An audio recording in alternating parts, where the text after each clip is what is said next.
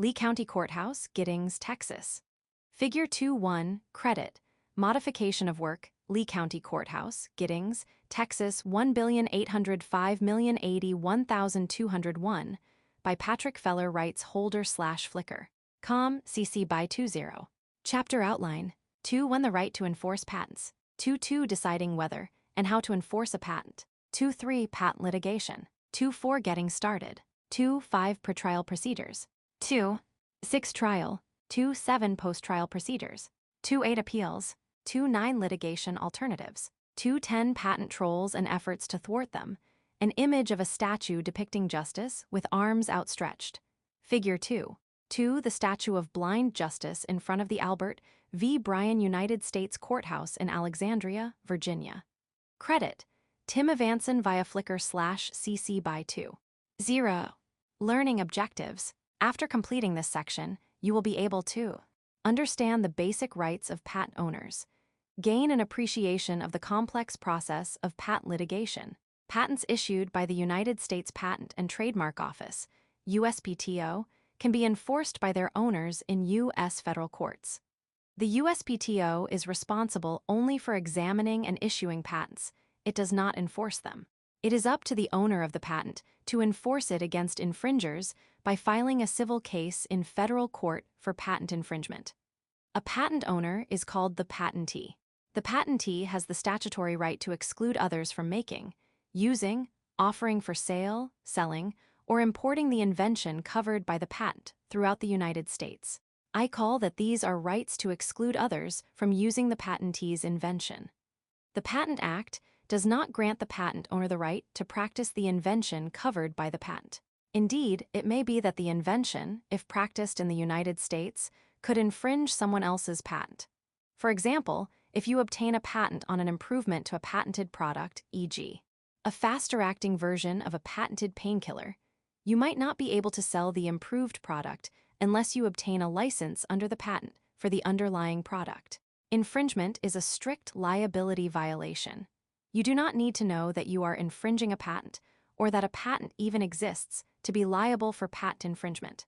If someone makes, uses, offers for sale, sells, or imports what is covered by a claim of a valid patent, that person is an infringer. Neither lack of knowledge of the patent nor lack of intent to infringe it is a defense to patent infringement. Roman 2. Enforcing a patent is almost invariably a long and expensive process. The first step is to decide whether someone is infringing your patent, i.e., making, using, selling, offering to sell, or importing your invention without your permission.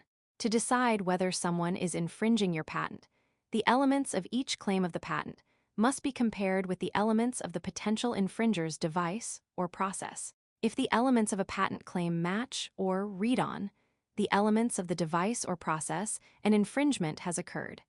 An illustration from a velvet fabric patent. It was filed in 1952. It shows how the fabric is connected and created. Figure 2.3, Patent for velvet type fabric and method of producing same, credit. USPTO Doc. ID 2,717,437. Even if some elements of a claim do not literally read on the infringing device, but are sufficiently equivalent in what the device does and how the device does it, they may nevertheless be infringed under the legal rule called the doctrine of equivalence. This doctrine prevents an infringer from copying the essence of the invention, but making insignificant modifications in an effort to avoid infringement.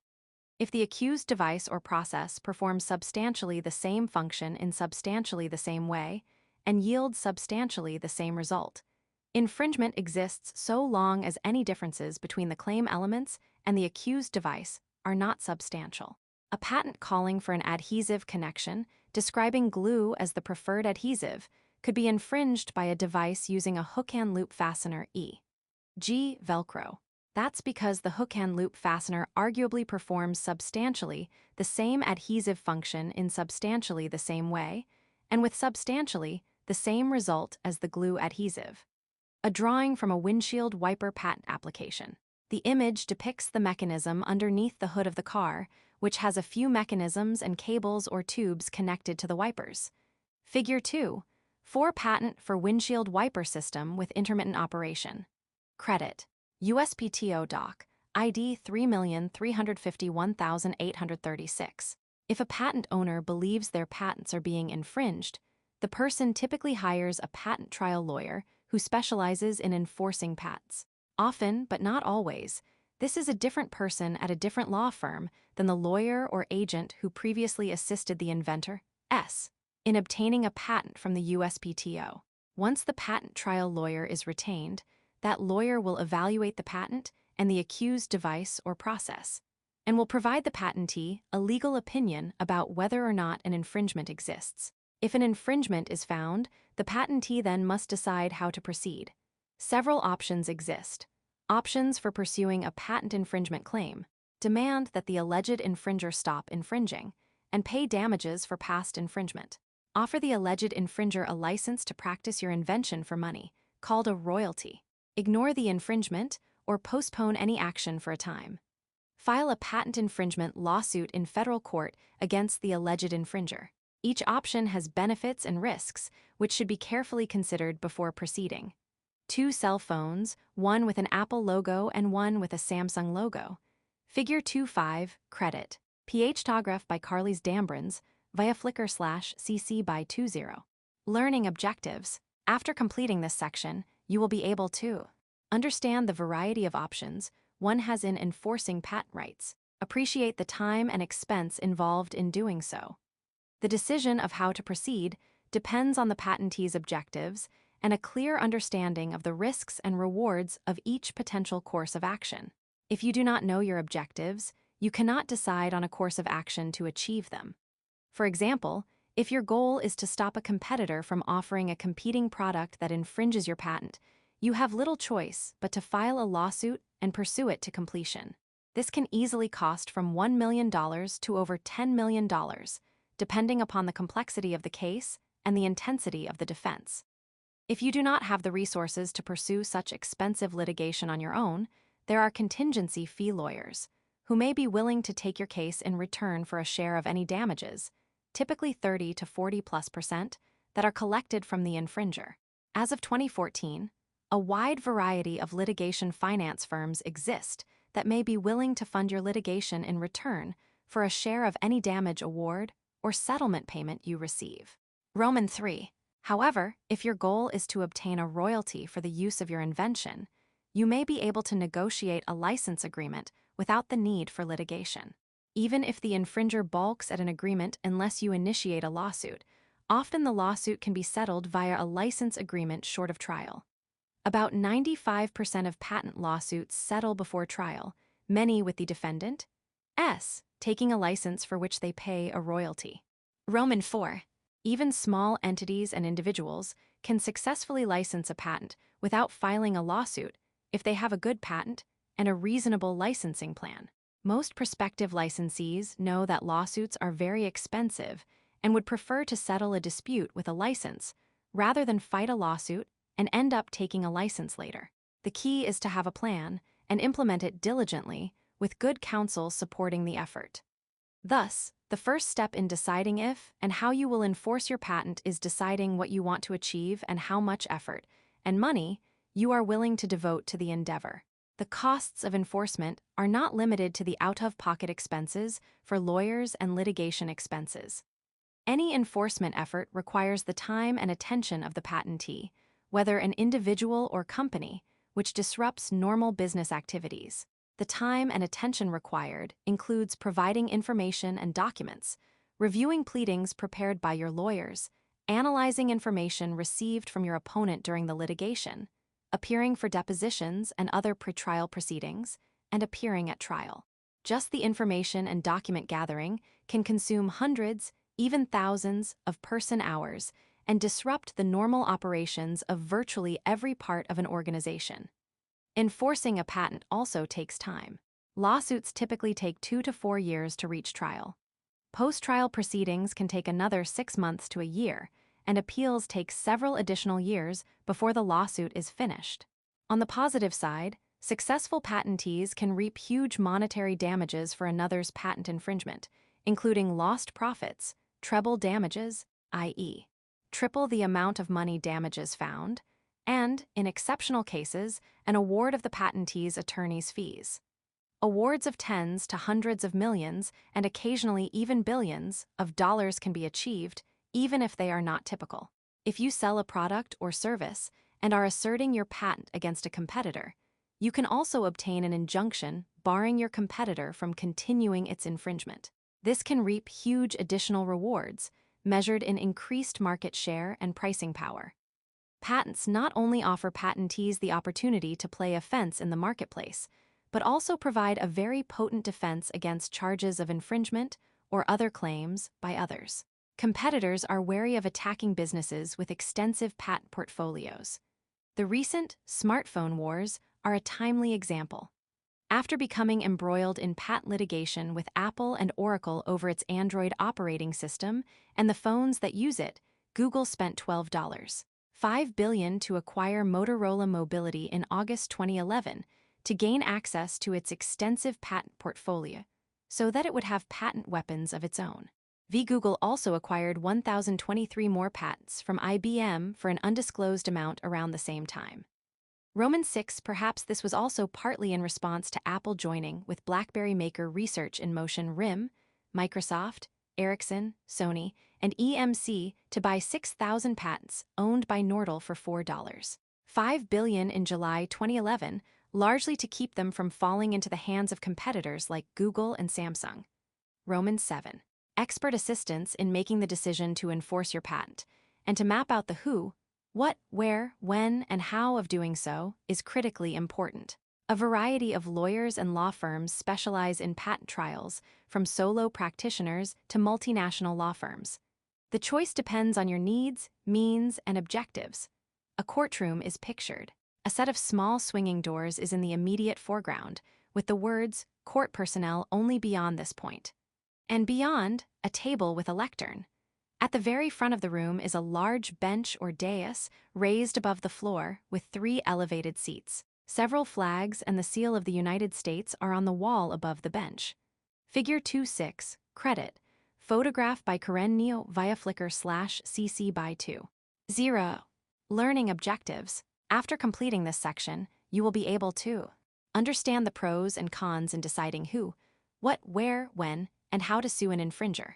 Once a decision is made to enforce a patent via litigation, a complex series of steps begins that determine the who, what, where, when, and how of events that will unfold. Who. First, you decide whom to sue. Many options may exist. If the infringer is a corporation, you can sue it. But you can also sue its owners and/or officers if it is a closely held company or is dominated by a single shareholder or manager. If the infringer has subsidiaries, you must choose which of them to include as defendants. Recall that your patent gives you the right to exclude others from making, using, selling, offering for sale, or importing your invention in the territory the patent covers. We will assume, for simplicity, that you own a U.S. patent. Foreign patents can be obtained in other countries, and enforcement of those foreign patents is subject to their local laws. Any person or entity that violates one of these exclusive rights is a potential defendant. Strategic issues should be considered in deciding whom to sue. For example, the location of one or more defendants may make it hard to include them in a lawsuit filed in a place, forum, convenient to you. Although the infringer's customers are also infringers, i.e., they use the infringing product or service, most patentees disfavor suing customers because these are also the patentee's customers or potential customers, and suing them may be bad for business. Often, the manufacturer or seller of the infringing product or service indemnifies and defends its customers.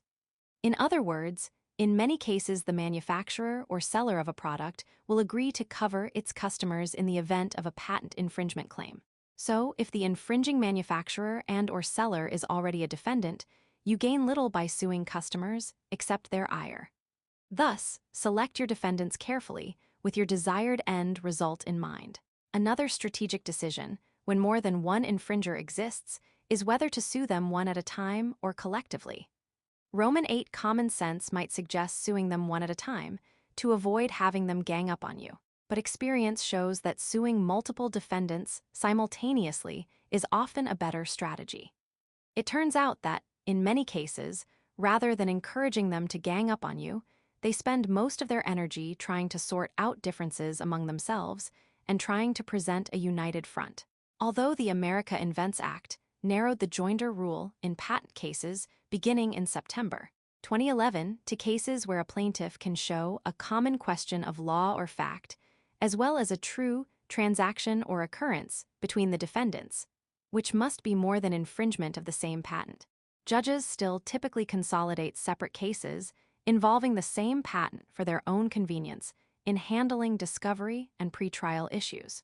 Thus, proceeding simultaneously against multiple defendants can still be an effective strategy.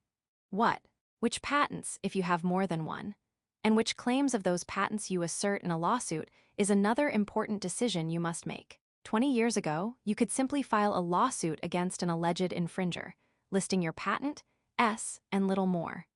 You could defer deciding which claims to assert against which allegedly infringing products or services until after you received information from the defendant, through discovery in the litigation.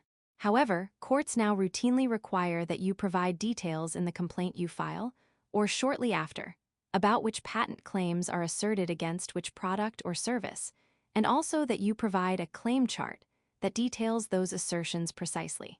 Although it is possible to revise these assertions after receiving more information during the discovery process, your initial assertions remain in the court's record and can come back to haunt you if they are not consistent with your revised assertions.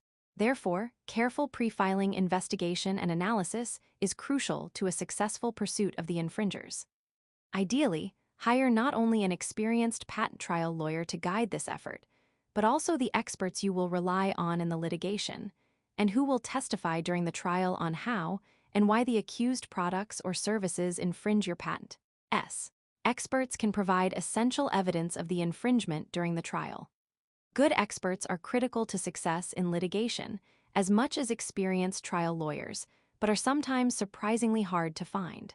First, you must find an expert who is neutral, or at least appears so.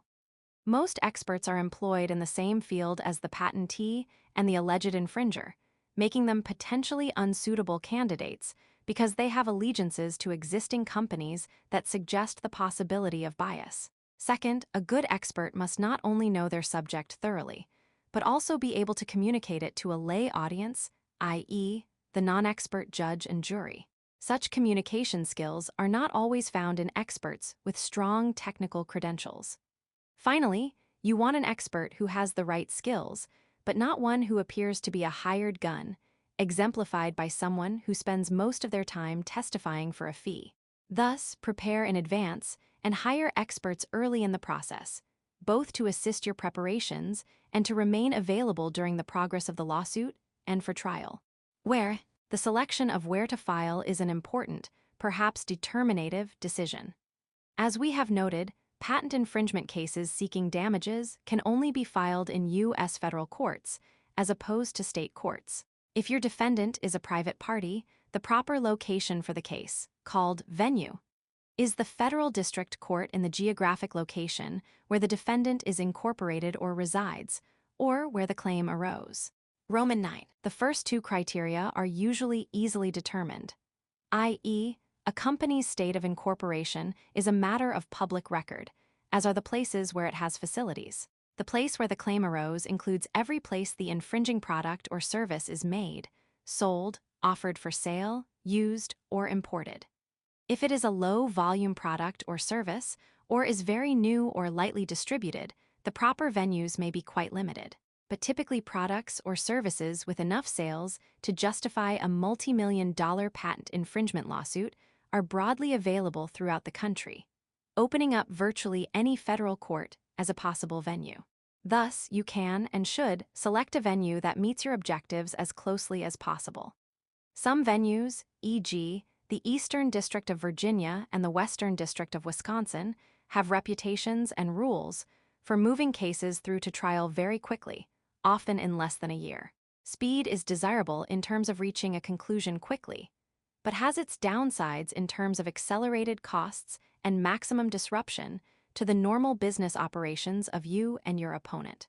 Other districts exhibit much slower progress toward trial, which may be desirable or undesirable in meeting your particular objectives. Another factor is experience. Some district courts have handled many complex patent cases, have detailed rules about what must be done to get the case ready for trial, and an excellent track record on appeal. Still, other districts have reputations for being plaintiff-friendly or defendant-friendly, although these reputations are often more urban legend than accurate. In any given case, the outcome is dependent on the parties, the facts, the lawyers, and the judge-jury assigned. Experienced patent trial counsel can assist you in making an appropriate choice of venue for your case, taking into account the myriad factors pertinent to your case. The timing of filing suit is often dictated by when you discover the existence of the infringement and have gathered the required information for drafting a complaint and the necessary initial disclosures. But other considerations may be relevant also, such as the timing of industry trade shows, holiday sales pushes, or the financing activities of your opponent. Absent any other constraints or objectives, lawsuits should usually be filed as soon after the infringing activity is discovered as possible, given the need to investigate and prepare before filing a complaint. At the outside, any suit filed more than 6 years after the infringement began and was reasonably capable of being discovered can give rise to a defense of laches and/or estoppel by your opponent. In other words, the accused infringer is arguing that you waited too long to bring your infringement claim. It may be necessary for you to prove that the defendant was not prejudiced by your delay. If laches applies, which simply means you waited an unreasonable time to make your claim, prejudicing your opponent, your damages will be limited to those that arise after you filed your lawsuit. If estoppel applies, which means that you not only delayed, but affirmatively misled your opponent into believing you would not file suit, your claim is barred altogether. Another issue you face is whether to notify the alleged infringer before filing suit. This seems prudent. Demand that the infringer cease the infringement before filing a lawsuit aimed at enforcing such cessation. But such a strategy is fraught with pitfalls. First, accusing someone of infringement allows them to sue you preemptively, asking the court for a quick decision that no infringement exists. This type of judicial decision is called a declaratory judgment of non-infringement. If the accused infringer sues you before you sue them, the accused infringer becomes the plaintiff and can sue in a forum of their choice. Ceding to your opponent the initiative and the choice of forum for the litigation is a strategic blunder that could cost you not just that battle, but the war. Second, an old adage applies here. If you are going to kick someone, don't warn them because they will prepare to deflect the blow. Patent litigation, like all litigation, is like war, albeit civilized war. Ceding to your opponent important strategic advantages, such as the choice of forum and the element of surprise, is costly and can be fatal. So, do these considerations dictate that you ambush your opponent and appear to be unreasonable by suing without notice? No, a middle ground does exist. Consider filing the lawsuit simultaneously with or immediately after, making a demand that the infringer cease the infringing activities. You can defer formally, serving the lawsuit on your opponent, that is, providing notice by delivering the complaint for at least 30 days and as long as 90 days in some courts. This allows you to negotiate with your opponent from a position of strength and with your choice of forum firmly established, without appearing unreasonable. How? Once you choose to file suit in federal court, the how is largely dictated by the Federal Rules of Civil Procedure, the Federal Rules of Evidence, and the Lowell Rules of the chosen venue. However, one important decision remains judge or jury. Until the 1990s, almost all patent cases were tried to a judge because they were thought to be too complex for juries. But then, some enterprising plaintiffs' lawyers decided to request that a jury decide their case, perhaps seeking to take advantage of the complexity of the cases and the belief that juries trust patents because they are issued by the federal government after examination by USPTO experts. That has led to the current reality, which is that almost all patent cases filed now request a jury trial. Interestingly, statistics show that this trend does not always benefit plaintiffs. Depending on the venue, plaintiffs only win 60 to 75% of the time, despite having the advantage of being able to pick what cases they file. Presumably they self-select only the strongest cases, and where they file them, E. They can select what they think is the most favorable forum, often their own hometown. Roman 12, of course, the outcome of a particular case depends on a myriad of factors unique to that case. No party can be assured victory when a jury is involved. The Guardian statue by James Earl Frazier in front of the United States Supreme Court building in Washington, D.C. The statue is seated holding a tablet of laws with the word Lex on it and with a sheathed sword. Figure 2. 7. Credit. Photograph by Mark Fisher via Flickr/CC by 20. Learning objectives. After completing this section, you will be able to understand the various pretrial motions available to parties in a litigation. Once the decision to file suit is made, and all the factors noted above are considered, the complaint is filed in the clerk's office of the selected federal court and served in due course on the defendant. S. Roman 13. The defendant S. must then decide whether to move to dismiss or transfer the case to a different venue or file an answer, a response to the infringement claim. Roman 14. The defendant S. can also file a counterclaim asserting claims back against the plaintiff. Roman 15. Motions to dismiss may be based on any number of issues, improper jurisdiction, e.g. the court does not have power over the defendant because it does not reside or do business within the geographic jurisdiction of that court. Improper venue, e.g. the defendant does not reside or did not commit any act of infringement in the jurisdiction of the court. Failure to state a proper claim, etc. Roman 16. Such a motion must be accompanied by a legal brief explaining the reasons for the motion, to which the plaintiff can file an opposing brief. The defendant who filed the motion usually has an opportunity to file a reply brief. After the briefing is completed, which can take 1 to 2 months, the court will decide the motion with an order, either granting or denying it. Motions to transfer can be filed by a defendant who believes another court would be a better place to proceed with the case. Roman 17. The factors considered by the court as to whether it or another court is better include which court is most convenient in terms of the location of necessary witnesses and or documents, and whether another court already has experience with the subject matter because a related case is pending or was handled there, and it can handle the new case more efficiently. Such motions usually fail, but can delay the progress of the case by several months, sometimes longer, while the court considers how to rule on the motion. The parties must present detailed arguments about why the case should be moved or not, and often the court will order oral argument during which each party can present its position and answer questions the court may have. If no motions are filed by the defendant S, or if they are denied, the defendant S must file an answer, which responds to the allegations in the complaint and sets forth any defenses the defendant S may have. Roman 18. Such defenses can include that the patent is not infringed, that the patent is invalid, that the defendant has a license, that the plaintiff waited too long to file suit latches, or misled the defendant into believing he or she would not complain about the alleged infringement, estoppel, that the alleged infringer is entitled to prior user rights. Roman 19. Or myriad other defenses that may be available. Roman 20. The defendant S may also file one or more counterclaims, which are essentially new charges filed against the plaintiff. Roman 21. If such counterclaims are related to the subject matter of the initial case, they may be tried at the same time. If not, they may be severed and tried separately, either before or after the initial case.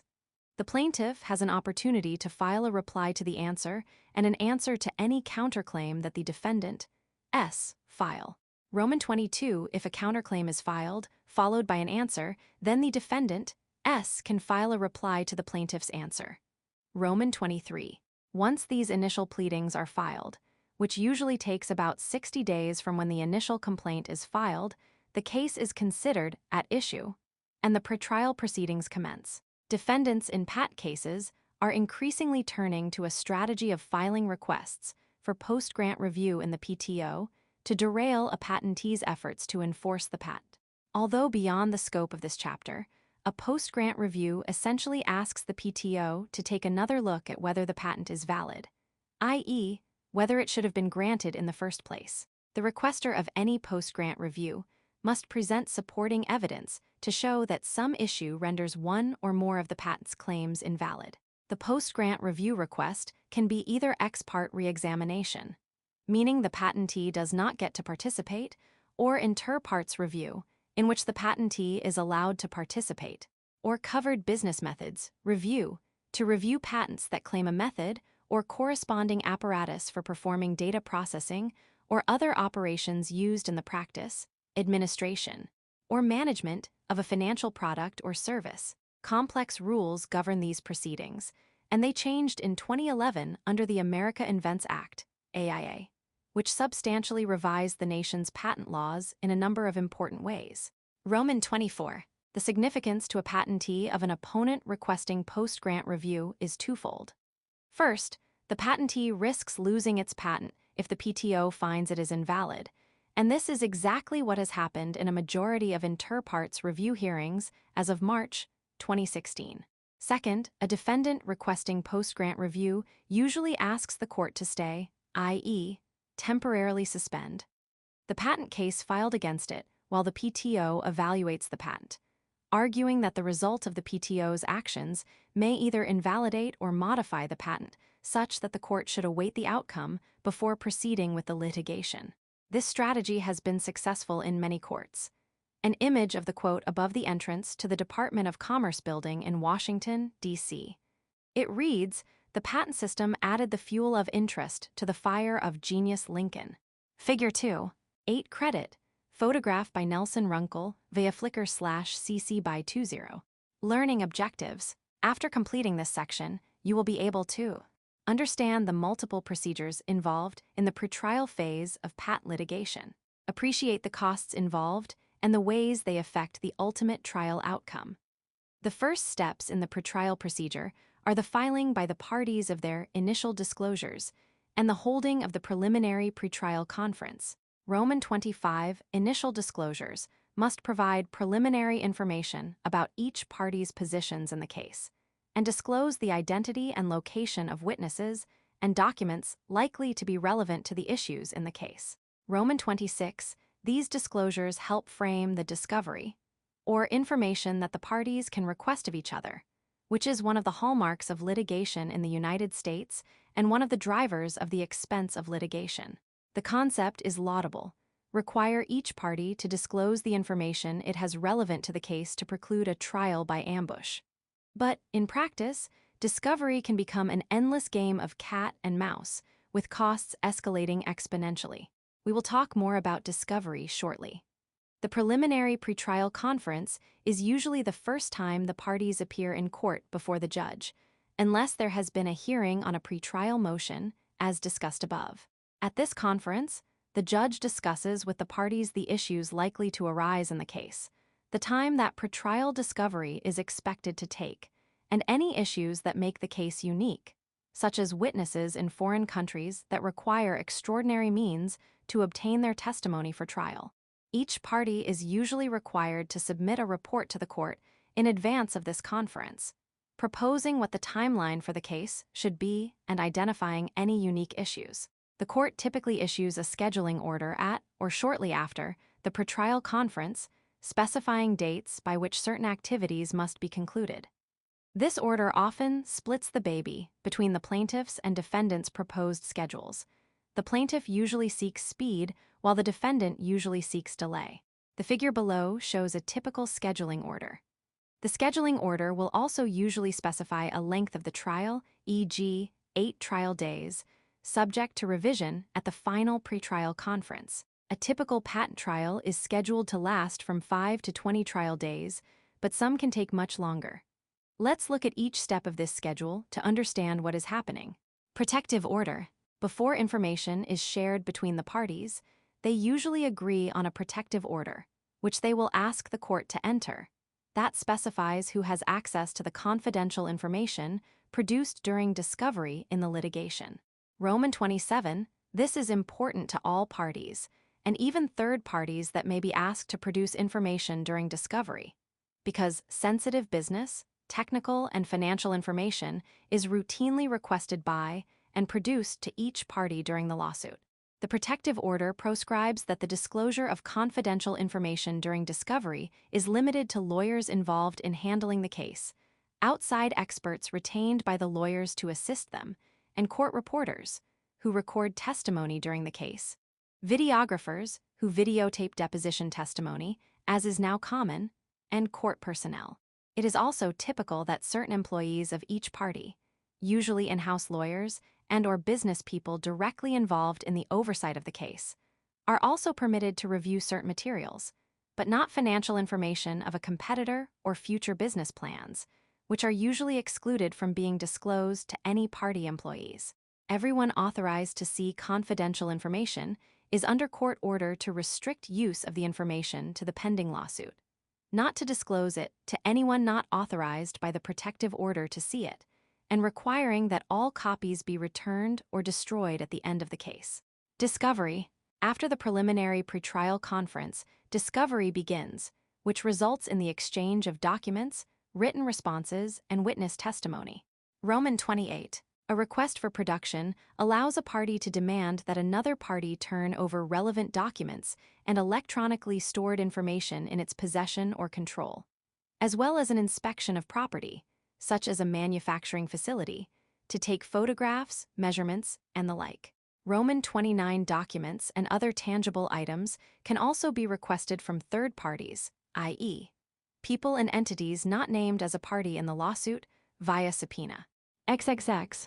Interrogatories are written questions that a party can ask of other parties in the litigation, but not of third parties. Such questions can request any non-privileged information that is relevant to any party's claim or defense, including the existence, description, nature, custody, condition, and location of any documents or other tangible things, and the identity and location of persons who know of any discoverable information that may be relevant to the subject matter of the litigation. Roman 31. Interrogatories may also ask for opinions or the legal contentions of another party. The initial limit on the number of interrogatories is 25, including subparts. However, upon a showing of good cause, courts routinely permit additional interrogatories in patent litigation because the issues are usually complex. Roman 32. Answers to interrogatories are binding on the party providing them and may be used as admissions in the litigation, including at trial. Depositions are interviews used to elicit testimony from witnesses having relevant knowledge. Roman 33. This is similar to eliciting testimony during a trial, but occurs in a conference room with a court reporter present to record what is said. The judge is not present at depositions, but may intervene if a controversy arises.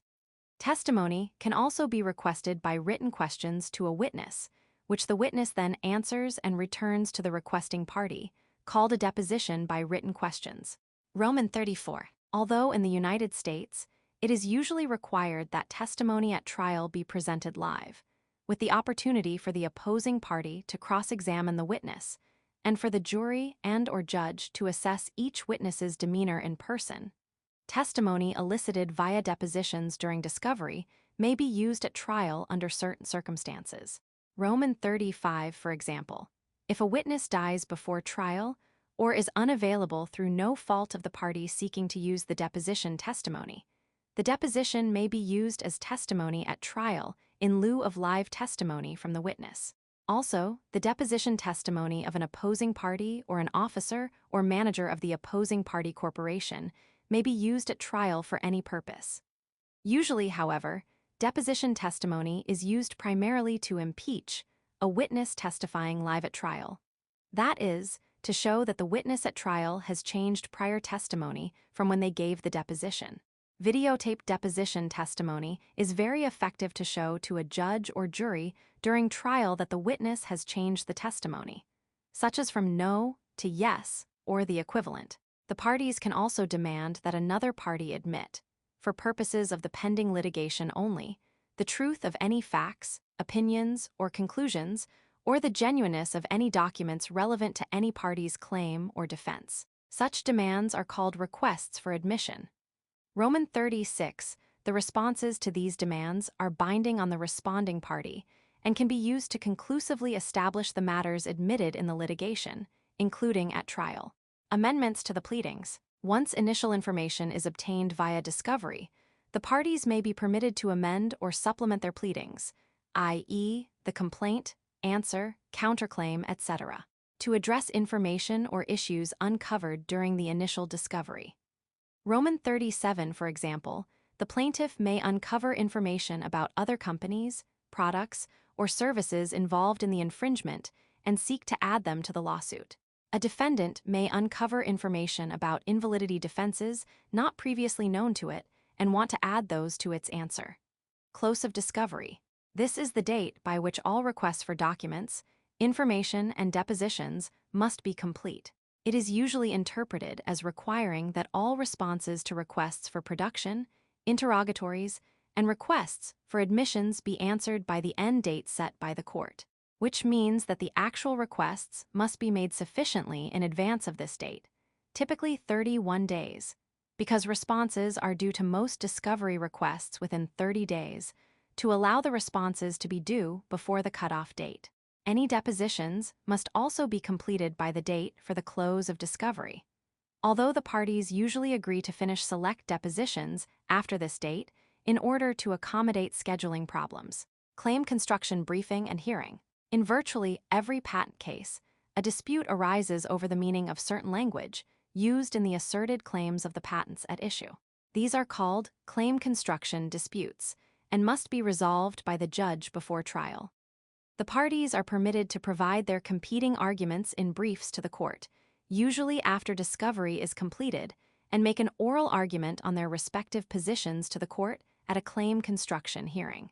These hearings are often called Markman hearings, after the name of the case that established that the judge, and not the jury, must decide the proper meaning of disputed claim language. Roman 38. This is a critical juncture in every patent case, because the opposing parties try to craft an interpretation of the claim language that supports their respective positions. Most patent claims are drafted using a range of language, from specific to general, in an effort by the patentee and lawyer to cover as much territory for the claim as possible. The PTO interprets proposed claims in the broadest reasonable way possible, and then compares their scope with the prior art before allowing them. The goal of the patentee in dealing with the PTO is to get allowed the broadest claims possible, in order to get the broadest patent coverage possible. But the use of broad, general language in claims permits the parties in later litigation to argue for different interpretations, depending on their interests at the time of litigation. Thus, a plaintiff seeks an interpretation that is broad enough to encompass the defendant's products and services so that infringement can be proven. In contrast, the defendant proposes a narrow interpretation, or construction, that excludes its products and services. The court resolves the dispute over the meaning of the contested claim terms by referring to the language of the claims, the language and drawings in the patent, and the history of the proceedings in the PTO that led to the issuance of the patent. The written record of that history is preserved in what is called a file wrapper, so named because all the written documents making up the history are contained in a three-part file folder, the two outer portions of which fold over and wrap the documents within it. The patentee is bound by what it told the PTO to secure allowance of the patent. The court interprets the language according to its ordinary meaning to someone of ordinary skill in the art to which the invention pertains, unless the patentee specially define the language within the patent or its file wrapper.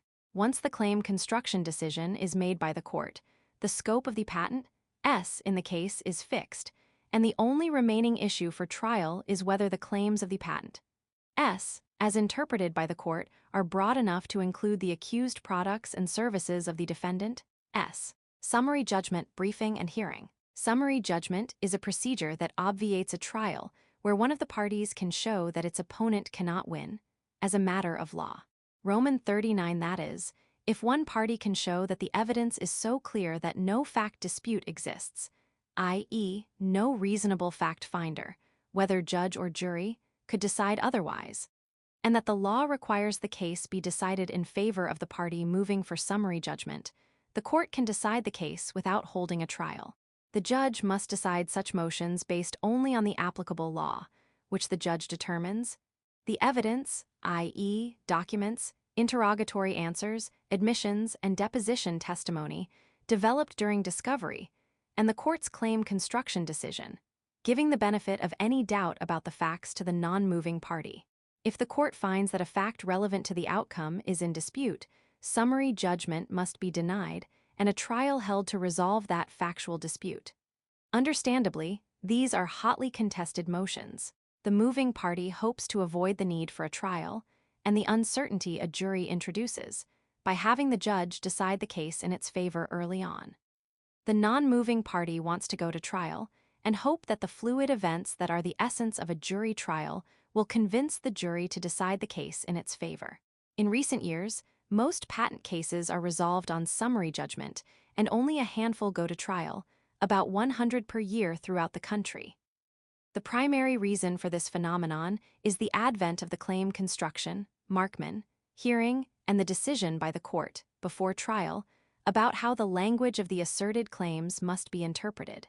The court's claim construction decision resolves most of the uncertainty in a patent case, because what the accused products or services are and how they operate is rarely in dispute by the time discovery concludes.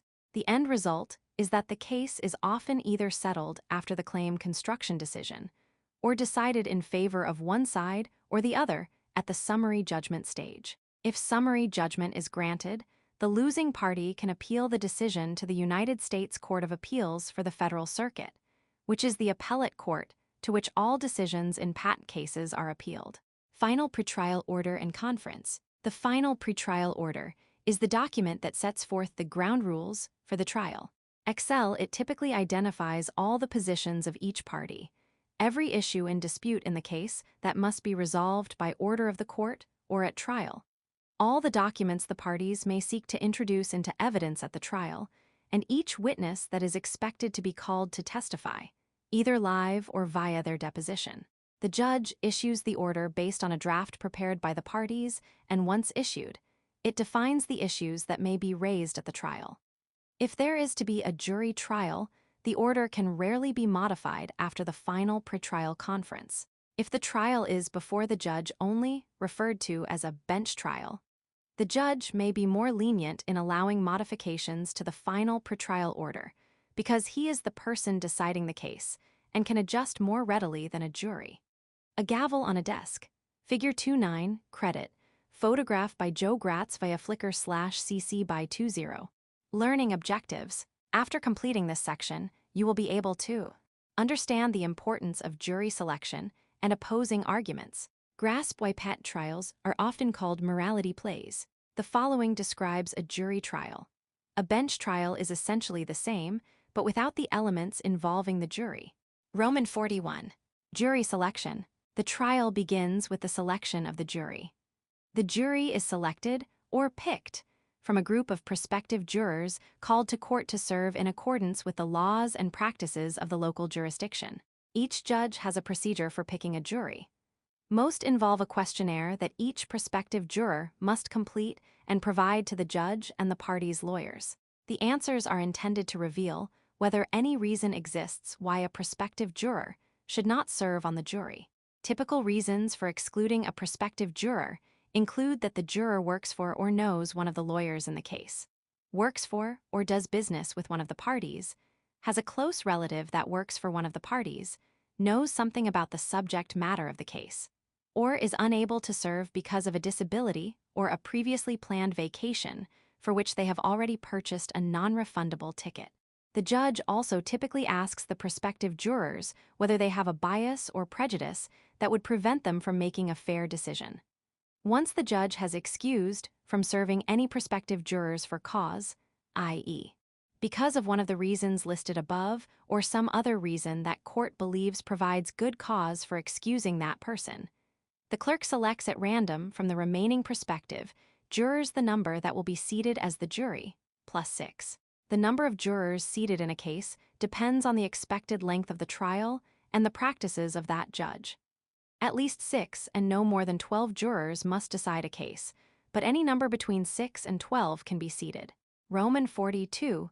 The reason a court usually seats more than 6 jurors is to assure that the trial will end with at least the minimum of 6 jurors necessary to decide the case, even if one or more jurors need to be excused during the trial, such as for illness or emergency. Judges typically seat 7 to 9 jurors for this reason. Only rarely do judges in civil patent cases seat a full 12 jurors, because once seated, a juror must participate in reaching the decision unless excused for cause, and all jury decisions in federal cases, including patent cases, must be unanimous. Roman 43, the general rule is, the more jurors there are, the longer it takes for them to reach a unanimous verdict, and the higher the likelihood that the case will result in a hung jury, i.e., an inability for the jury to reach a unanimous decision. The clerk selects the designated number for the jury, +6, because each party gets 3 peremptory challenges to the proposed jury panel, whereby a party can remove a juror without having to give a reason why. Thus, if the judge has decided the jury should begin with 8 jurors, the clerk will select 14 so that the plaintiff and defendant, collectively if there is more than one plaintiff and/or defendant, are each able to strike or eliminate 3 prospective jurors, leaving 8 to hear the case.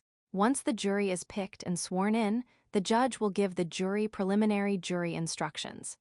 These explain what the case is about, how the trial will proceed, and a description of what a patent is and how the patent system works. Occasionally, judges opt to show the jury the video below, entitled An Introduction to the Patent System, which was created by the Federal Judicial Center and is intended to be neutral. Roman 44. Opening statements. The next step is the opening statements by the opposing parties, starting with the plaintiff and followed by the defendant. If there are multiple plaintiffs or defendants, the judge will give equal time to each side and let the individual parties work out the allocation of time. The opening statement is intended to provide a roadmap for the jury about what the party intends to prove and is expected to be devoid of argument. But lawyers rarely present an opening statement without some argument. The judge can intercede, and an opposing party may object if a party crosses the no argument line too far. The opening statements are where many believe the trial is won or lost because the jury forms initial opinions about who is right and who is wrong in the case based on what they hear at this beginning stage. Thus, each party's trial lawyer tries to craft a story to tell that casts their client in the best possible light. Trials can be likened to a morality play, in which each party tries to cast themselves as in the right and the opponent as doing them wrong. In patent cases, plaintiffs often portray defendants as thieving freeloaders, attempting to benefit unfairly from the inventiveness of the plaintiff rather than invest in developing their own products. Defendants, on the other hand, often portray patentees as greedy monopolists, trying to stifle competition and deny consumers choice and less expensive alternatives. Whether or not the common wisdom is correct, it is with the opening statements that the jurors begin their struggle to find truth among the competing stories they will hear during the trial. The evidence is presented. The plaintiff then presents its case, calling witnesses and introducing exhibits that support its positions. Each opposing party has the opportunity to object to exhibits and testimony and to cross-examine witnesses. The judge rules on all objections and generally oversees the proceedings to assure that the trial is conducted properly. After the plaintiff rests its case, the defendant presents its defense, again by introducing exhibits and offering testimony from witnesses. The trial concludes with the plaintiff calling rebuttal witnesses, who are limited to rebutting testimony from the defendant's witnesses. Each side usually calls one or more experts to testify on the issues of infringement and validity or invalidity, as well as on damages. Closing arguments. After the evidence has been presented, the parties make their closing arguments. Usually the plaintiff goes first, followed by the defendant. The plaintiff has the opportunity to reserve time for rebuttal if it chooses. In some jurisdictions, the defendant must go first and the plaintiff next. In this case, the plaintiff has the last word, and the defendant does not have any opportunity for rebuttal. Closing arguments give each party the opportunity to highlight what they believe is the critical evidence in their favor, and attack the deficiencies in their opponent's case. It is here that an observer would see the greatest geographic diversity in style and practice. Quite apart from the different styles of trial lawyers and judges across the country, jurors in different parts of the country expect different things from trials and especially from closing arguments. Thus, an observer would see a very different show during a closing argument in the Eastern District of Texas than in the District of Maine. After closing arguments are concluded, the judge reads the final jury instructions. These set forth the law to which the jury must apply the facts they determine during their deliberations. Roman 45. Thereafter, the jury retires to the jury room, with copies of the exhibits admitted into evidence, to decide the case. Deliberation and verdict. In most patent cases, the jury must answer detailed questions listed in a verdict form, called a special verdict. Roman 46. These questions typically list the accused product, S, and the asserted claim, S, and require the jury to decide infringement and validity for each claim and accused product separately. If appropriate, the jury may also be asked to decide what damages, if any, are to be awarded the plaintiff, and whether any infringement they may have found to exist was willful or not. The jury deliberates as long as it takes to reach a unanimous decision on each question. During their deliberations, the jury may ask questions of the judge in writing, which the judge answers after consulting with the parties. Should the jury tell the judge that it cannot reach a unanimous verdict, the judge may provide additional instructions and return the jury to its deliberations to try harder. Most juries reach a unanimous decision, which is recorded on the verdict form and read by the clerk in open court with the parties present. An image of Brooklyn Borough Hall. Figure 210, credit, Jim Henderson via Wikimedia Commons/CC0. Learning objectives. After completing this section, you will be able to grasp the significance of equitable proceedings in the post-trial phase. Following the jury's decision, the court will set a schedule for any equitable proceedings required and for post-trial motions. Equitable proceedings deal with matters to be decided by the judge, not the jury. In terms of post-trial motions, the winning party will ask for entry of judgment. Roman 47, the losing party will file a motion for judgment as a matter of law and usually also a motion for a new trial. Roman 48. Equitable proceedings. Issues arise in most patent cases that must be decided by the judge and not the jury. Many of these are called equitable issues because they are left to the sound, equitable discretion of the court. The most common equitable issues are the defense of inequitable conduct and the affirmative claims of willfulness and exceptional case. Inequitable conduct, misconduct by the patentee in dealing with the Patent and Trademark Office, through which the patentee or its attorney deceives or misleads the patent examiner in an effort to persuade the examiner to grant the patent, was historically called fraud on the Patent Office, but more recently has been renamed inequitable conduct. A defendant can raise this issue as a defense, which if proven results in the patent being unenforceable. That is, the patentee is unable to enforce the patent or recover any damages for its infringement. Many different types of inequitable conduct have been found to render patents unenforceable, from outright fabrications of alleged evidence of unexpected results in the development of the invention, to hiding relevant prior art showing prior solutions to the problems solved by the patent, to failing to tell the patent examiner that another patent examiner had rejected a related application. Most district courts defer ruling on inequitable conduct defenses until after the liability trial addressing infringement, validity, and damages. This is a common-sense attempt at efficiency because if the patent is found invalid or not infringed at trial, the inequitable conduct issues became moot. Only if the patent is found valid and infringed does the court need to hold a separate hearing to adduce evidence of alleged inequitable conduct. The court then decides whether such conduct had been proven, which is exceedingly rare. Nevertheless, because the consequences of such a finding essentially kill the patent, defendants assert inequitable conduct whenever possible in a final effort to avoid liability. By 1988, the Federal Circuit Court of Appeals stated, "The habit of charging inequitable conduct in almost every major patent case has become an absolute plague." Roman 49, in an effort to stem the spread of this plague, the Federal Circuit sought to restrict its use by holding that inequitable conduct must be established by clear and convincing evidence of deceptive intent. Gross negligence does not suffice and does not of itself justify an inference of an intent to deceive. Nevertheless, the plague continued, leading a Federal Circuit judge to write, "Inequitable conduct, in patent practice, means misconduct by the patent applicant in dealings with the patent examiner, whereby the applicant or its attorney is found to have engaged in practices intended to deceive or mislead the examiner into granting the patent." It is a serious charge, and the effect is that an otherwise valid and invariably valuable patent is rendered unenforceable, for the charge arises only as a defense to patent infringement. As this litigation-driven issue evolved, the law came to demand a perfection that few could attain in the complexities of patent practice. The result was not simply the elimination of fraudulently obtained patents when such situations existed. The consequences were disproportionately pernicious, for they went far beyond punishing improper practice.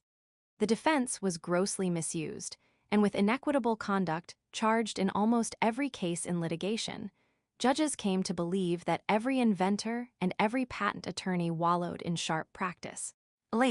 Still, the plague continued, leading Federal Circuit Judge Gajarsa in 2010 to then refer to it as a pandemic. Research showed that the percentage of patent cases in which inequitable conduct was charged grew from less than 5% in 2000 to 40% by 2009. Finally, on May 25, 2011, the Federal Circuit restricted the doctrine of inequitable conduct by changing the standard for materiality and clarifying the requirements for finding intent to deceive. To find inequitable conduct. The court held that the party alleging unenforceability must prove a specific intent to deceive the USPTO by clear and convincing evidence. Moreover, the decision to deceive the USPTO must be knowing and deliberate. The court also clarified that district courts may not use a sliding scale to find intent. In other words, the Federal Circuit held it improper to find that a weak showing of intent was sufficient based on a strong showing that the information was material, or that a weak showing of materiality was sufficient based on a strong showing of intent. Although intent can be inferred to meet the clear and convincing evidence standard, specific intent to deceive must be the single most reasonable inference able to be drawn from the evidence. Regarding materiality, the court required a "but for materiality" standard. In other words, the standard for materiality now requires that, but for the alleged deception, the USPTO would not have allowed the claim. Further, in making this patentability determination, the court should apply the preponderance of the evidence standard and give claims their broadest reasonable construction. The court also recognized an exception to the requirement for but for materiality, finding that the patentee has engaged in affirmative acts of egregious misconduct, such as the filing of an unmistakably false affidavit. The misconduct is material. The number of successful inequitable conduct defenses asserted has plummeted due to the strict new requirements for pleading and proving inequitable conduct imposed by the Raisins decision. District courts are dispensing with many allegations of inequitable conduct now at the pleading stage, eliminating the need for separate hearings on inequitable conduct issues. Misuse of a patent is sometimes treated as a form of inequitable conduct, but it is more commonly treated as a separate affirmative defense. The elements of misuse are either a violation of antitrust laws or an effort to expand the scope or term of a patent beyond appropriate limits. For example, it is patent misuse for a patentee to file suit against products of a defendant that are far beyond the proper scope of any claims of the patentee's patent, or to seek damages or an injunction beyond the expiration of the patent. Often such unreasonable demands are accompanied by threats to the defendant's customers.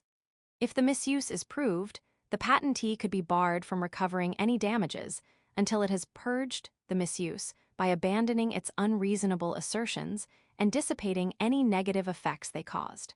Willfulness. If the jury or judge in a bench trial finds that the asserted patent has been infringed, it is often asked to determine whether such infringement was willful.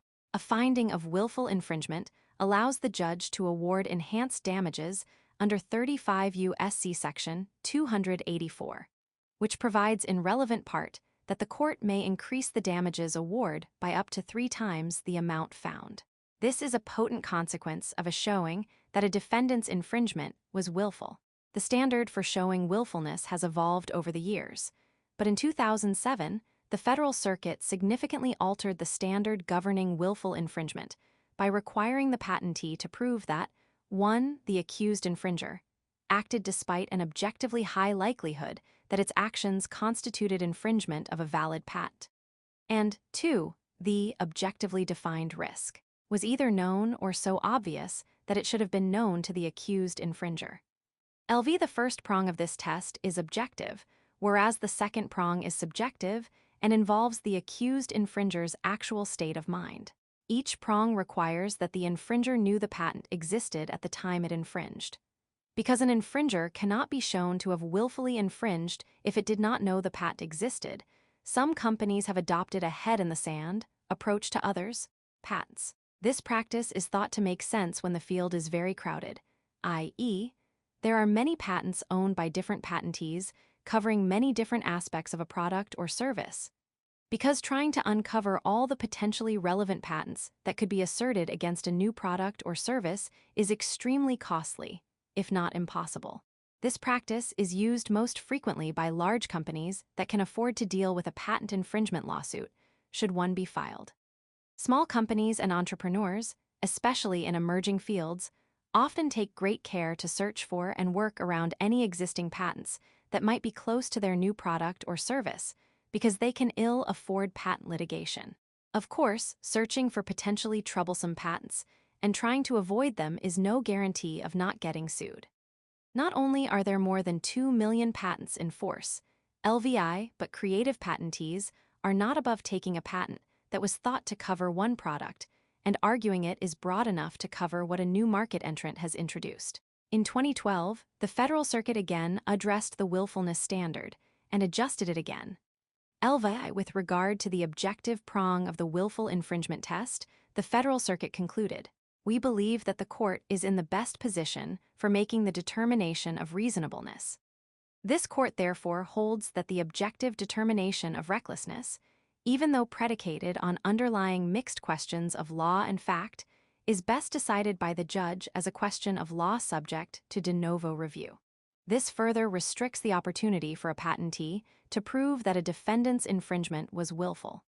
The patentee must first convince the district court that the defendant acted despite an objectively high likelihood that its actions constituted infringement of a valid patent.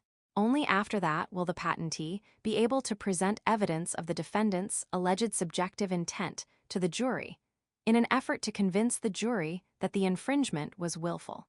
Patentees preferred the pre-barred opportunity to present all of their willfulness evidence to the jury during the liability trial. They wanted this ability because they believed, probably correctly, that it helped the jury conclude not only that the defendant was a bad actor who willfully ignored the patentee's rights, but also bolstered the underlying issue of infringement itself. Post-barred, the patentee can only present willfulness evidence if it is able to convince a more dispassionate judge that the defendant acted objectively recklessly, which is a higher hurdle to overcome. If the patentee convinces the judge on the objective prong and the jury on the subjective prong, resulting in a jury verdict of willful infringement, the issue of enhanced damages passes back to the court for determination after the trial. Because the barred case was decided in mid-2012, little empirical evidence exists on its effect on the frequency with which significant enhanced damages are awarded by the courts. However, even before barred, the evidence suggests that such awards were falling.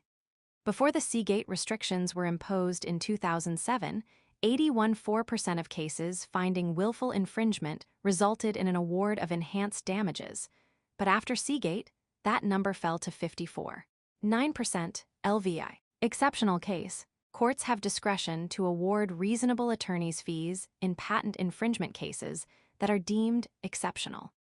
LICS, the Federal Circuit has referred to this provision as a deterrent to bringing of clearly unwarranted suits on invalid or unenforceable patents. LX, normally, the losing party is not liable to pay the winner's attorney's fees, a practice referred to as the American rule. The rationale for this is that any party should be able to approach the court for relief without fear of having to pay an adversary's attorney's fees. Thus, the provision of the Patent Act that permits an award of attorney's fees is an exception to the rule that each party bears its own costs in litigation. Congress said that it intended the rule allowing an award of attorney's fees to be applied sparingly, and that recovery of attorney's fees will not become an ordinary thing in patent suits. LXI, the Federal Circuit, repeatedly limited district court discretion to award attorney's fees to only those cases in which the district court found clear and convincing evidence of bad faith, or at least gross negligence, by the losing party in bringing or maintaining the suit, and any such determination was reviewable de novo on appeal. But in April 2014, the Supreme Court struck down these restrictive Federal Circuit interpretations and held. An exceptional case is simply one that stands out from the others with respect to the substantive strength of a party's litigating position, considering both the governing law and the facts of the case, or the unreasonable manner in which the case was litigated. District courts may determine whether a case is exceptional in the case-by-case exercise of their discretion, considering the totality of the circumstances and without any precise rule or formula for making these determinations. In a companion case, the Supreme Court also rejected the rule that exceptional case determinations should be reviewed de novo on appeal. There are increasing calls for a change to the American rule, to require losing parties to pay the winner's attorney's fee. The principal purpose of such a change would be to deter so-called patent trolls, entities that acquire patents for the sole purpose of making money by filing lawsuits, threatening crippling litigation expenses, and demanding settlements at or slightly more than the cost of litigation. It is questionable whether such a change would in fact deter the so-called trolls or instead preclude small entities and entrepreneurs from pursuing legitimate claims due to the uncertainty of the outcome of any lawsuit. Even the most bulletproof patent can be subject to unexpected challenges from previously undiscovered prior art or the vagaries of a jury decision favoring the defendant for reasons other than the merits. Enforcing a patent requires resources or the availability of a contingency fee lawyer willing to take the outsized costs and risks that patent litigation can entail. Thus, shifting the responsibility for the winner's attorney's fees to the losing party could effectively preclude small entities and individuals from even filing a lawsuit. The 2014 Supreme Court's Octane Fitness and Highmark cases, and how district courts exercise their newly expanded discretion in finding a patent case exception under 35 U.S.C. Section 285 may dissuade Congress from enacting a loser pays exception for patent cases.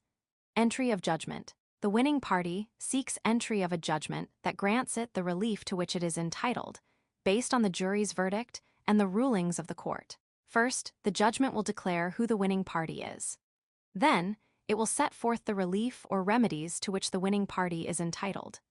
The relief may include damages as awarded by the jury and supplemented by the court if there was a timing difference in the calculation of the damages by the jury and the date on which they are finally awarded.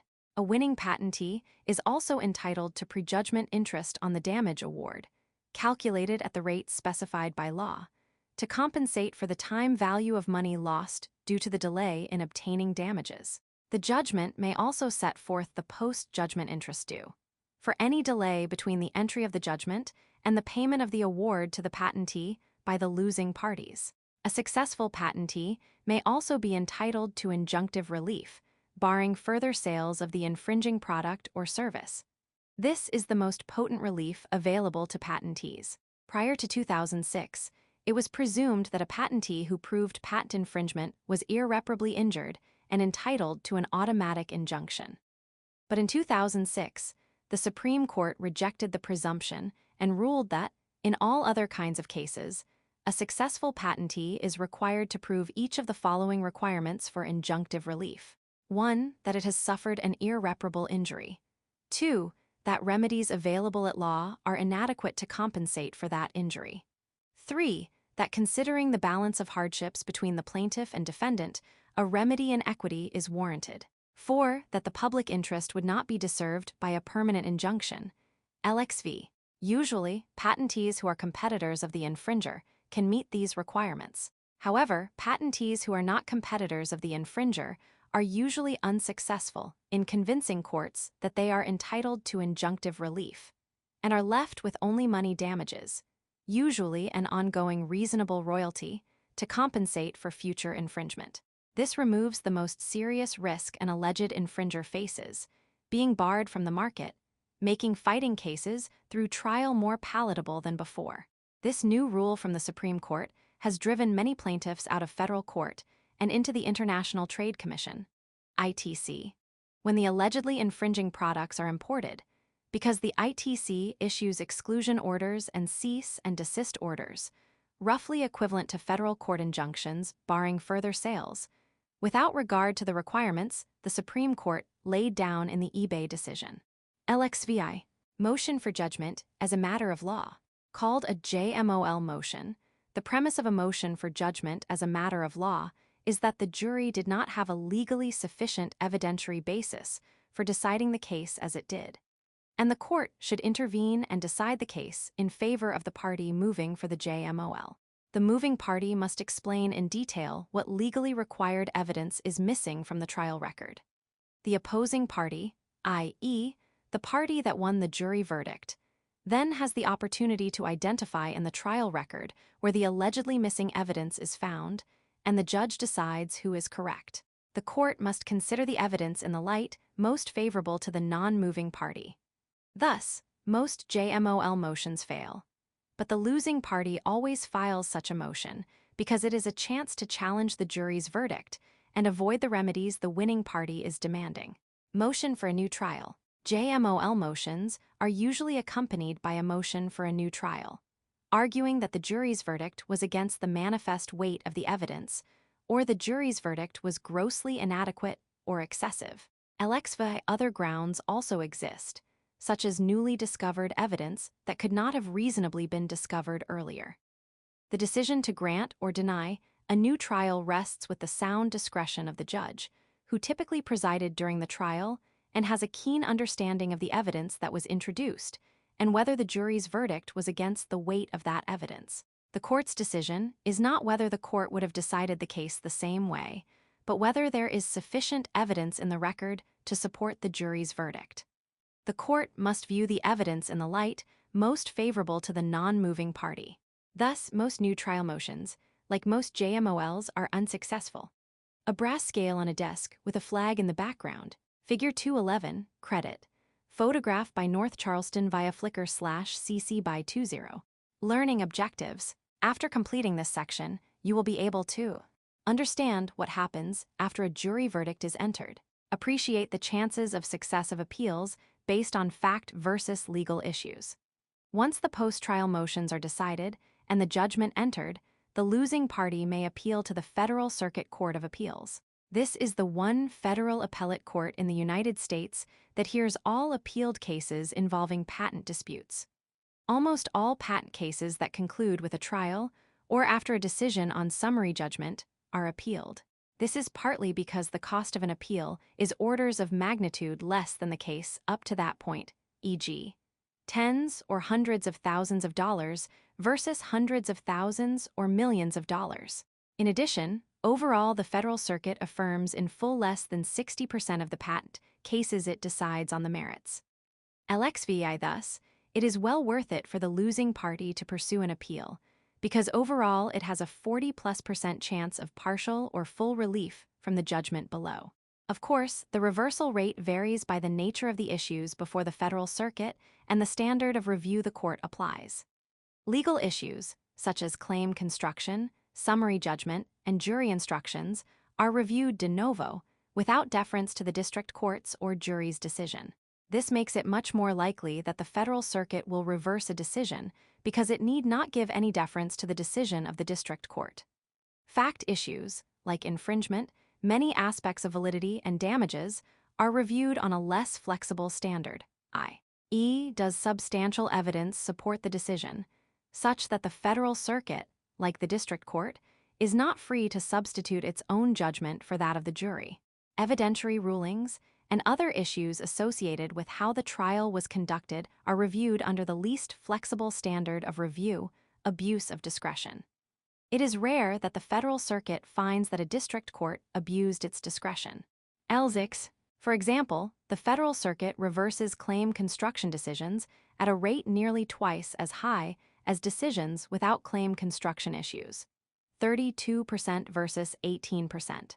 LXX, it is not surprising, then, that most appeals to the Federal Circuit focus at least in part on claim construction as a basis for the appeal. Appeals at the Federal Circuit are usually resolved within 18-24 months. Oral argument is usually scheduled within a year, depending on how much time the parties take to file their appeal briefs. Oral argument is requested and granted in almost all patent appeals. The argument occurs in the Federal Circuit Courthouse in Washington, D.C., before a panel of 3 judges. Although yearly the Federal Circuit travels to other cities to hear arguments at local law schools, which allows students, local practitioners, and the public to attend more easily. The parties are typically given 15 minutes per side to make their arguments, and after the argument, the court renders a written decision within 3-6 months. Learning objectives. After completing this section, you will be able to understand the various alternative methods of dispute resolution, distinguish the pros and cons of arbitration versus mediation. The high cost, delay, and disruption of litigation motivate many adversaries to seek alternatives to litigation to resolve their disputes. Mediation and arbitration are 2 popular alternative dispute resolution (ADR) methodologies. A thriving business exists in the United States, providing adversaries the resources to conduct mediations or arbitrations. Retired or former judges or lawyers are available to serve as mediators or arbitrators. ADR is an increasingly popular way to resolve disputes because it is often faster, less expensive, and private, as compared with the public lawsuit procedures outlined above. The interactions among the parties and the mediators' arbitrators can be kept confidential, as can any settlements reached. Confidentiality is a driving force behind ADR. Mediation. Mediation is simply an exchange between adversaries overseen, i.e., mediated, by an individual with expertise and/or training in helping parties reach agreement. Often, the mediator will require the parties to submit their positions and relevant documents in a pre-mediation brief. Usually, each pre-mediation brief is confidential and only seen by the mediator and the party submitting it, i.e., the opposing party does not see the other side's mediation brief. The mediator will review the materials submitted and then set a date for the parties to meet with the mediator, usually in the mediator's offices or a neutral location, such as a hotel conference room. Each party commits to bring to the mediation 1 or more people with the authority to settle, so that the people at the mediation can discuss the dispute and reach an agreement settling it without having to seek approval from others. At the mediation, the mediator typically starts by meeting with all the parties together and reviews the dispute and the issues that require settlement. The mediator will then meet with each party separately, engaging in shuttle diplomacy, in an attempt to bring the parties to a common middle ground. Occasionally, when it may appear that the parties' respective positions leave a gap between them, the mediator may make a mediator's proposal that tries to bridge that gap. If the parties agree, typically a written agreement will be signed before they end the mediation, which may be a list of terms for later fleshing out in a full agreement or an actual final settlement agreement. Because anything left to later discussion can give rise to further disputes, most mediators try to get the parties to a full, signed agreement before they depart the mediation. Perhaps surprisingly to some, mediation often succeeds, if not the first time, then weeks or months later, after the parties have a chance to think things through. Mediations can be conducted while litigation is pending or before litigation is filed. In the latter case, often the parties will sign a standstill agreement that promises that neither will file a lawsuit against the other on the subject matter of the mediation until they agree the mediation has failed. District courts and the Federal Circuit often have mediation programs that attempt to help the parties resolve their disputes voluntarily. Increased attention is given to these programs as the resources of the courts have dwindled and the caseloads increased because each successful mediation is one less case that requires the resources of the court. Arbitration. The principal difference between mediation and arbitration is decisiveness. Mediations result in settlements only if all parties agree to a resolution. In most arbitrations, so-called binding arbitrations, the parties agree to be bound by the decision of the arbitrator S. There is a non-binding version of arbitration where the parties ask the arbitrator S to render a decision but do not agree to be bound by it. In practice, these are actually mediations because they result in a settlement only if all parties agree to the result. Such non-binding arbitrations are most often used when the parties have attempted to reach a mediated settlement but reach an impasse on one or more critical issues. They may then agree to submit those impasses to non-binding arbitration, where one or more arbitrators, usually experts on the subject matter of the impasse issues, evaluate the facts as presented by the parties and render a decision that the parties can review to understand how an impartial third party looks at the issues. This often helps the parties craft a mediated settlement on their own. Most arbitrations are binding and resemble lawsuits and trials more than mediations. The parties may agree to submit their dispute to a single arbitrator, like a retired judge, but most often a panel of 3 arbitrators is appointed to hear the case. The parties may agree on all 3 arbitrators, drawn from a list of suitable candidates provided by the American Arbitration Association or some other entity in the arbitration business. Or each party selects one arbitrator, and those 2 arbitrators pick the third. The parties agree on the rules that govern the arbitration, which can limit discovery, evidence, witnesses, and trial time in whatever manner the parties agree. Once the parties agree on the rules, the arbitration is controlled by the arbitration panel, which enforces the rules and renders a binding decision. Usually, arbitration decisions are not appealable, except for gross malfeasance by the arbitrators, but the parties can provide for appeal rights if they choose. But prolonging the resolution of the dispute by allowing an appeal is contrary to the cost and time savings objectives of most arbitrations. Arbitrations have become particularly popular for resolving patent disputes that cross international borders and involve multiple patents issued by different countries. No one court can resolve such disputes, so international arbitration, with arbitrators expert in different countries, laws can fill the gap. A close-up of a piece of machinery with the word patent molded into it. Figure 2. 12 credit. Photograph by Alexander Dulanoy via Flickr/CC by 20. Learning objectives. After completing this section, you will be able to appreciate the threat posed by patent trolls to innocent businesses, understand the difference between legitimate patent holders enforcing their rights and extortionist patent trolls who try to game the legal system. Starting in the 1990s, but increasing in the new millennium, a type of plaintiff with a particular litigation and settlement strategy gained notoriety in the United States, the so-called patent troll. By 2012, the majority of patent suits were brought not by businesses making products covered by patents they owned and seeking to halt competitors believed to be infringing their patents, or even by small entities and entrepreneurs pursuing legitimate claims, but instead by what some detractors call patent trolls, after the mythical creatures that demanded payment for safe passage over a bridge. Alexa, although some have more recently attempted to discern a difference between what they consider good and bad trolls by labeling the former non-practicing entities, NPEs, or patent monetization entities, PMEs. For the purposes of this section, we will refer to such entities as trolls. As plaintiffs, trolls seek to take advantage of the fact that U.S. patent litigation costs have become so high that many defendants are willing to pay to make such cases go away.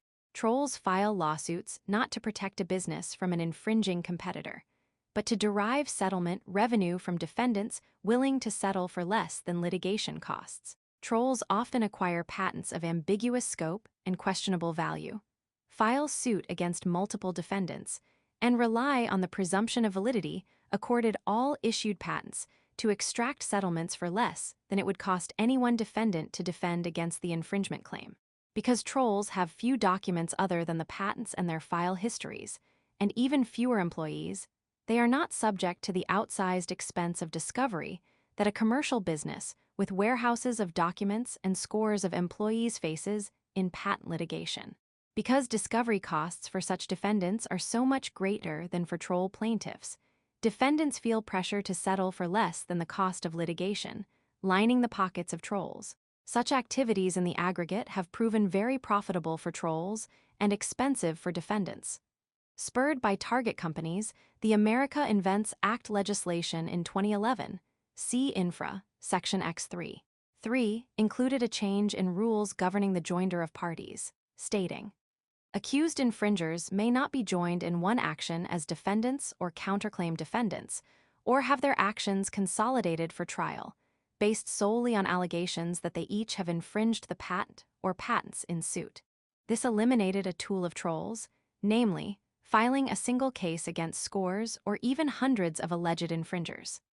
LXZI, however, trolls simply adapted by filing multiple lawsuits and seeking consolidation for discovery, which increases their costs somewhat but avoids the purpose of the change.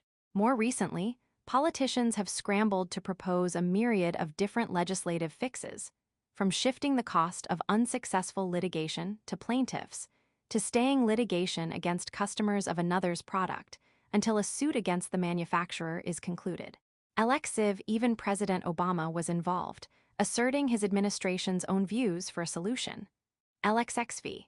Not everyone thinks legislation is appropriate or even necessary. A panel at Yale Law School in April 2013 yielded decidedly mixed views. LXXVI and then Chief Judge Rader of the Federal Circuit Court of Appeals co-authored an op-ed piece in the New York Times, recommending that judges should use 35 U.S.C. Section 285 to foil patent trolls by imposing costs and sanctions at the judicial level.